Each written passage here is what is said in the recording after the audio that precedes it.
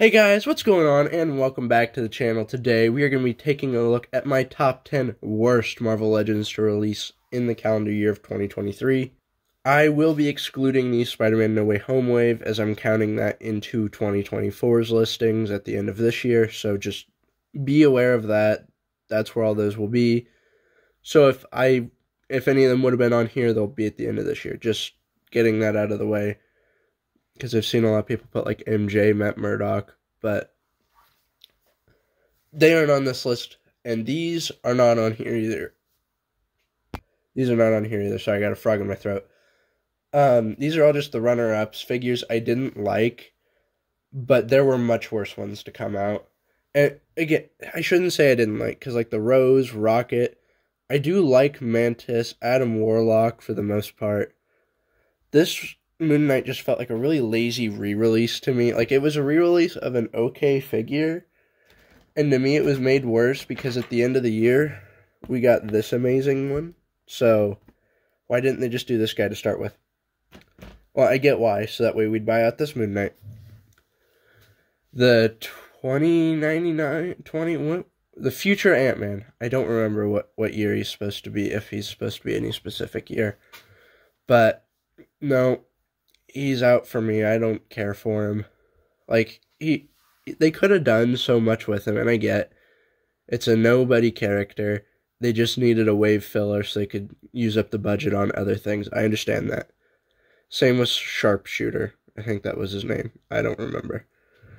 They're both okay figures, but Detroit Steel was $50. You can go watch my review on that. That was one that made me kind of mad, so you know, it's whatever. But these are just the runner-ups, so let's actually start looking at the top 10 worst of this year. And coming in at the number 10 spot, we have the Cosmo Builda-figure from the Guardians of the Galaxy Volume 3 wave.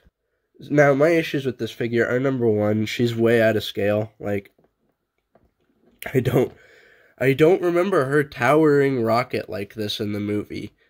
So that's where the biggest issue for me comes from. That and her helmet. I don't even remember what I did with that, but I took it off because it was like way oversized.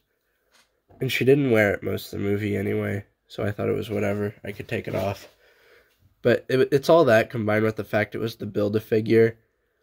And we got this character instead of like Gamora or the High Evolutionary, which I would like to say we still don't have a figure for him or Gamora. So Hasbro, let's get on those.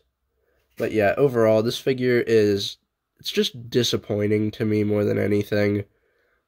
I didn't mind it being the Build-A-Figure, but the further away we get from this film and not getting some of the central characters, the more I think I would have taken those over this. I would have taken, like what they did with Volume 2, where they did Mantis Build-A-Figure, I would have taken a High Evolutionary Build-A-Figure over this. The Wasp. So this is a figure that for me was just a lot of disappointment. So number one, I do think the face sculpt is pretty okay. I can see the actress there, but it's still not very good. But my main issue with this figure is, if I remember right, this was another, what was it, Mystique situation, where I thought the promo images showed double-jointed arms, and they gave us single-jointed ones. But, you know, at least it's not as bad as the Ant-Man and the Wasp one, where it was, like, horribly out of proportion. At least, for the most part, this figure is proportionate. The other thing was this helmet, which, will my camera focus at all? It's just not very good. Up close it looks fine, but farther away and in person, this little bubble on the mask does not do very well. So, yeah, for all those reasons, she comes into our number 9 spot. And in our number 8 spot, we have Kraglin. Now, I didn't really want to put any of the Guardians figures on this list. But the more I thought about it, the more I thought, man, again, it's that we didn't get the High Evolutionary or Gamora, and we definitely could have gotten one of them in this place. I like Kraglin, don't get me wrong. This figure is just not very good. The face sculpt, immaculate. Like, Marvel Legends knocks it out of the park. But just the articulation in general, and then there's the leg situation on this. It is definitely supposed to sit, like, straight, and it just doesn't for whatever reason. Is my camera focusing? But yeah, that really bugs me, so I can't justify not putting him on here. It's really not a very good figure. Overall, articulation, none of it, so yeah. That makes up our number 8 spot. And in our number 7 spot, we have the Nick Fury from Secret Invasion. And as someone who actually enjoyed that show and kind of liked it, this figure sucks so much. Like, this guy, he needs to have some bulk to him. Nick Fury was not a pencil, he wasn't a pencil in this show. He wasn't so skinny. At least he has the shoes that actually kind of allow him to stand a little bit, maybe. But the only good thing about this is the head sculpt. And even then, I feel this does not capture Samuel L. Jackson near as well as the Captain Marvel one from 2018. That's bad. That is, or was it 19? It might have been 2019. That's not the important part. The important part is a figure from that era of Marvel Legends can capture a face sculpt better than a modern one, which is really sad, and I hate to see it, given that this was honestly a show I really, really did like. But yeah, overall, the articulation is bad. There's like nothing under this trench coat, which also, I get they wanted to do the trench coat look, but you could have like opened it, because I don't remember him even always wearing this. Like, there's so many things you could have done differently. And truthfully, I would be okay if they retired the hard plastic trench coat that barely moves and just started giving like, Marvel Legends, guys, Star Wars can do cloth. Can we please do that? Because I would love to have this figure if it had like a normal trench coat or something softer. I don't know. I don't know the best way to do it. I'm not an action figure designer, but what I am is a collector who is not impressed with the product he bought. And then coming in to our number 6 spot, right? We have the Marvel Legends SpiderGwen from the Across the Spider-Verse wave. Now, I did not buy this figure. I did not like the look of it, so I said I would rather get the SH Figuarts. So, yeah, I'm not impressed with it at all. I think the Stiltman Build-A-Figure Wave one was a much better SpiderGwen. Overall, for me, this figure just, it looks too bulky. And, hold on a second. Let me, like, show you what I mean when I say that. So, just let me get the Figuarts Gwen stood up. And I will just show you. Oops. There we go. I had her in a swinging pose, so forgive me. But, like, here's a proportionate look at this, and let me slide it over so I can remember, if I remember to put that picture in. Like, you can see how much better the Figuarts is, and I know it seems unfair comparing the two, but Marvel Legends did really well with Miles' likeness. Wherever I put that figure at, I don't know. Oh, that's right. I built up my Spider-Man display already, and I put him in there, so I can't show him off. But they did really good with Miles. Go watch that video if you want to see. So I don't know why they couldn't do this well with Gwen. Or our number 5 spot, which is for Spider-Man 2099. This is one that I actually did find in store, unlike almost every other Marvel Legend from this wave. I picked him up, looked him over, and immediately set him back down. Like, he had no detail to him. He's just smooth plastic, and Miguel in that film has so much detail. He has all these lines moving throughout his suit. It would work so well as an action figure. Figuarts proved it yet again. I hate going back to them all the time, but Figuarts did so much better. You know, the Marvel Legends just was a huge disappointment for me, not to mention that cape, like, becomes translucent as it gets further down, and I'm sure that's, like, to replicate it going back up or something, but choose one or the other, all the way out, all the way in. No butterfly joints, just no claw hands either. It was legitimately one of the worst action figures I saw this year. Like, for those reasons, he takes up our number 5 spot. And in our number 4 spot, we have Kang the Conqueror from the Ant-Man and the Wasp Build-A-Figure wave. This is legitimately a bad figure. You know, again, my review, I'm going to be linking all of them if I remember it. But, oh my gosh. My main issue is that arm articulation. If it wasn't for this, legitimately, he could probably make one of the best action figures of the year for me, personally. But that brought him down so much. Otherwise, he's so textured. It's so nice. He's one of my favorites to look at. But he's my least favorite to pose. The other issue is he doesn't stand very well. Like, his cape makes him really top-heavy, and I have to put his foot way too far forward.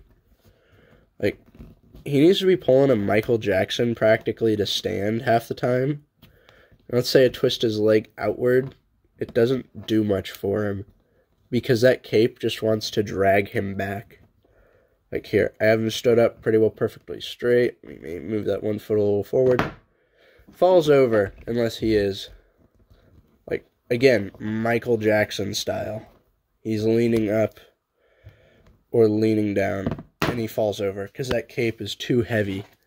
Because for whatever reason, they multi-layered it, which I'd be fine with if it was just a small amount and it didn't have this effect. But when he barely stands, that is an issue your action figure should not be having by 2023, especially in 2024. So, I know this was last year's release, but still, we shouldn't be having this issue. Number 3 spot, we have the Agatha Harkness from the Hydra Stomper Build-A-Figure wave, and oh my gosh, this figure was one I was actually kind of excited for. You know, I feel that the face sculpt is not really what I would have wanted, but it still looks like Agatha Hunt. It still looks like the actress. Because, you know, it's just a goofier face for her. But it does look like her. The articulation, though, is what kills this figure for me. So, she does have a slight joint in here. It doesn't really move at all. Like, you're not getting any actual properly good movement out of it. But what you can get is some up here. Then it's single jointed elbows, which for what they did is okay, whatever. You know, I guess she doesn't do a lot of action poses, right? You're never going to need that. But she didn't even come with, like, the swirly effects. And I get a lot of us collectors complain about those. But, like, here's the Multiverse of Madness Wanda. Look how much better those make her. They make her look so much more mystic than just having your hands out. It would have been much better, and I would have just preferred getting some purple swirly-whirly effects. You know what I mean? Some swirl effects, whatever you want to call them. I don't like them, but I would take them over nothing as well. Because for $25, you get a brick of a figure. And yeah, she has leg articulation, but she's wearing heels that just barely stick out and make her so she doesn't stand super straight up. Like, she can stand on them, but, like, look at that. They don't really leave from under the dress, so a lot of times I just pitch them up. So that way she just holds using the dress itself. And look, she stands just as well. So, yeah, this figure is just pure disappointment for me, and it was one I was actually kind of excited for. In our number 2 spot, we have the Aunt May from the Aunt May and Doc Ock 2-pack. Oh my gosh, I wasn't going to put her on when I first saw it, because I was like, alright, she's a civilian figure. They normally aren't on as high level of quality, right? You know, they normally aren't the best figures you'll ever see, but normally they are okay, right? So I went in with the expectation of a civilian figure, and when I say civilian figure, I mean stuff like J. Jonah Jameson here. You know, he still has a fair amount of articulation. You can get him in some neat poses, but he's not ever going to do anything crazy. You don't need that from him. May cannot even do civilian poses. This is really the only pose she can do, is standing there, looking off into the distance with her sad eyes and happy smile. Which also makes no sense. Look at this. Her eyes look like, her eyebrows make it look so sad, but then she has a smile on her face. It makes no sense. But my real issue with this is the skirt. Because if it wasn't for how tight this thing is, she cannot move her legs because of it. No movement in the legs because her skirt is so tight. You can't even really bend her knees back to get a walking pose. I don't require these kinds of figures to have, double jointed elbows. I would love it. I think they always should. But I don't make it a requirement for me. But then there's just the balls that are right here. And when I say ball, I mean look at that. That is purely round. When they could have straightened this out a little bit more and just made her jacket a little thicker. You know what I mean? Because really, she only looks okay if you have her in a very, very specific pose. So yeah, this is one of the worst action figures to come out. It's much worse than Mary Jane or Peter because, well, she's worse than your average civilian figure. So, yeah, with all that said, let's move on to our number one spot. If you kept up with my channel this year, you know what our number one spot is going to be. I didn't count them for last year, as I don't think... You know what? I don't know if any of the rest of the wave actually made it onto this list. But, Howard the Duck. Okay, I made a 12-minute video complaining about this, and I'm going to recover some of those points. But I paid $12 for this, and I still felt scammed. Because this figure is a goddamn statue. Like, more than Agatha, more than May. Actually, it's about the same as May, really. But it's on a worse level, because this is a character that should at least walk. He doesn't have a skirt that restricts him. He has pants that they just chose not to articulate. But, oh, who did they articulate? Where is he now? I can't find him. There's plenty of articulation. His legs are fully articulated, even if it's single joints. Which is great. That's more than even the Figuarts did. But they showed they could do this on a much smaller scale. Like, Rocket only comes up to Howard's shoulders. And they couldn't do that for Howard the Duck. And I get it. Oh, it's not a popular character. Okay, $25, you still should have tried. This, I actually don't even know where the Scott Lang head is. But honestly, it would be up here too, because that's all you get. And the Cosmo Builda figure piece, fun fact, takes up the center spot. And that makes it even worse. Because this guy sat in the accessory tray of his own box. Of the box that advertised Howard the Duck. He sat in the accessory tray with Scott Lang's severed head. So yeah, this figure is an absolute disappointment and a waste of money. Do not buy him at all costs. This is a crappy release, and Hasbro should know better than to screw their fans over like this. I normally try not to get this upset about figures, it's action figures, it's whatever. But when there are blatant scams like this, sitting on store shelves, it really grinds my gears. It makes me mad. Like, Agatha, I can give some credit to, because it's hard to do this kind of dress and that stuff. I can understand it to an extent. I can understand most of these releases to some extent, and where they had to cut for budget reasons. I get all of that.